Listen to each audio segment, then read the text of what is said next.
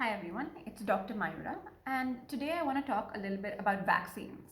Now, I want to go through the differences between Covishield, Covaxin, and the new Sputnik 5 V from Russia. It's actually Sputnik V, not the Roman numeral 5, so V for vaccine. Okay, so now let's get started. Manufacturing and where they were formulated. So now Covaxin first. Covaxin was manufactured in India and it was formulated in India. So it was manufactured by the pharma giant in Hyderabad, Bharat Biotech, in collaboration with National Institute of Virology and ICMR. So it was both formulated and it's being manufactured in India. So it's completely from India. Covishield. Covishield was formulated in Oxford with a partnership with AstraZeneca, and it's manufactured in the Serum Institute of Pune, and the Serum Institute of India, which is in Pune. And Sputnik V is manufactured in Moscow in the Gamaleya Institute. So, and now it's in collaboration with some pharma companies which want to manufacture it, about 3 or 4, and Dr. Reddy's is one of them. So some of them want to manufacture it in India. So now let's talk about what this vaccine is, what these different types of vaccines are. So now there are a lot of different types of vaccines. So the Covaxin, which is made in India, is a killed vaccine. Now Covishield is a weakened live vaccine, as well as is Sputnik V. So Sputnik V and Covishield are very similar. They both are viral vector vaccinations. Covaxin is a killed vaccine. So basically what they do is they take a live, they take the coronavirus, which is the live virus, they inactivate it with a chemical and they kill it, and then they add an immune booster, an aluminum compound, which is an immune booster, which boosts an immune response once you inject it. So they're taking a live vaccine, they're killing it with a chemical, and then they're accentuating it with a compound, aluminum compound, which is an immune booster, and then they're injecting it in you to elicit an immune response. Now, Covishield and Sputnik 5 are very similar.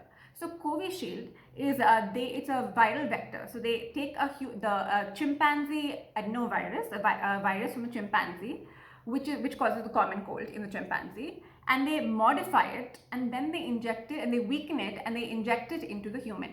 Now they remove the genes which cause infection of the adenovirus in humans, and they replace it with a gene which is similar to the spike protein in the coronavirus.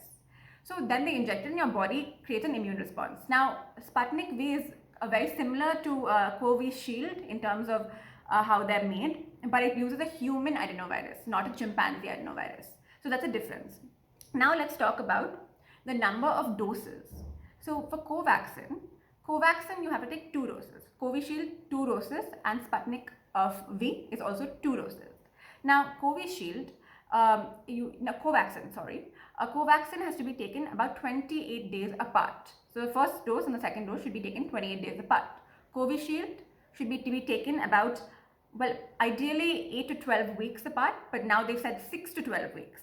So a lot of doctors say 10 weeks is the ideal mark, and it gives the best immune response at that time. So the wider the gap in Covishield, the better. And in Sputnik V, it should be taken about 21 days apart. So now how storage of these vaccines. Now both Covaxin and Covishield can be stored at 2 to 8 degrees centigrade. So can Sputnik V. But Sputnik V is a liquid and it comes in liquid and powder form. So it's called freeze dry. So it comes in a powder which can be stored at a different temperature, and the liquid has to be stored at a different temperature. But it's very easy to store, it's very easy to transport, and so that's the advantage. Now, what's the efficacy of these vaccinations? So Covaxin's efficacy is said to be about 80%. Covishield's efficacy is said to be around 70 to 80%, but on 70% right now, 70%. And Sputnik, the big advantage is the vaccine's efficacy is said to be 92%. So they're claiming that it really creates a strong immune and long-lasting immune response. Now in Sputnik 5, the first dose and the second dose are both different. They both are different. In Covishield and Covaxin, the first dose and second dose are made the same way. But in Covaxin, the first dose is made with a different vector and the second dose is made with a different vector. So this is supposed to give you more long-lasting immunity and a stronger immune response.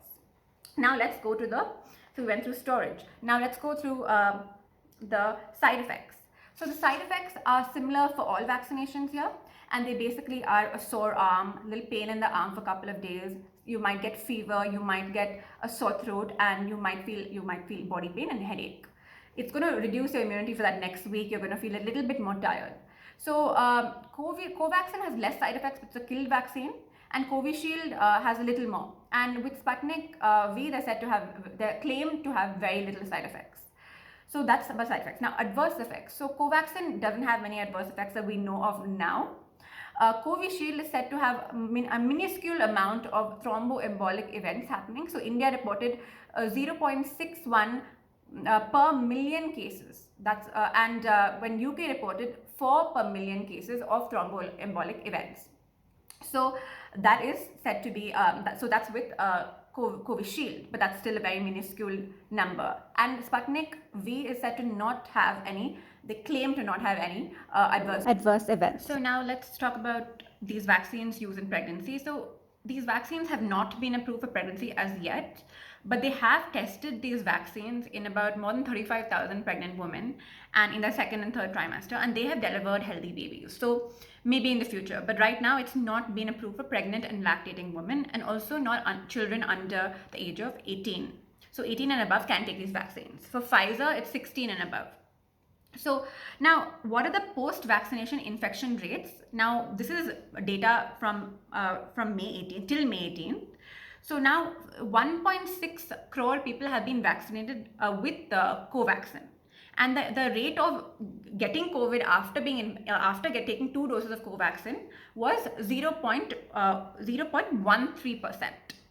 Now for Covishield, about 16 crore people have been vaccinated with Covishield, and the rate was 0.07%.